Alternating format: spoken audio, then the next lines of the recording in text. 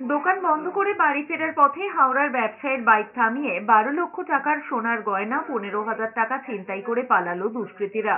হাওড়ার উনসানির সুভাষপল্লীর সেই সময়কার সিসিটিভি ফুটেজ প্রকাশ্যে এসেছে। ঘটনার তদন্ত শুরু করেছে জগাছা থানার পুলিশ।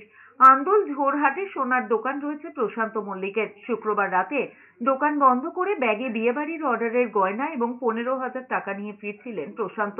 অভিযোগ, আন্দুল রোডের সুভাষপল্লীর গলিতে ঢোকার পর রাস্তায় বাম্পার থাকায় বাইকের গতি আস্তে করতেই দুই যুবক তার বাইক আটকায়। কিছু বুঝে ওঠার আগেই তাকে ধাক্কা মেরে সোনা এবং টাকা নিয়ে চম্পট দেয়। অভিযুক্তরা মাংকি টুপি পরেছিলেন বলে দাবি প্রশান্ত মল্লিকের। সিসিটিভি ফুটেজ দেখে তদন্ত শুরু করেছে পুলিশ। আমাকে বাড়ির সামনে এখানে একটা সামনে দুটো ছেলে ছিল আর সাইডে একজন বাইক নিয়ে দাঁড়িয়ে ছিল। তারা রাস্তা আটকে আমার ব্যাগটা ছিনিয়ে নিয়ে চলে যায়। কিছু অর্ডারি গয়নাগাটি ছিল যেগুলো আমি রেগুলার নিয়ে যাওয়া আসা করি না, কারণ হচ্ছে আমার বিয়ের কাজ আছে, 15 তারিখে বিয়ের কাজ ছিল। আমি ভেবেছিলাম মালগুলো হয়ে গেছে, তো আমি 14 তারিখ ওগুলো হলমার্কিংয়ে ফেলে দেবো, দিয়ে সকালবেলা দোকান খুলতে যাবো, এই চিন্তা ভাবনা করে নিয়ে আসছিলাম বাড়িতে।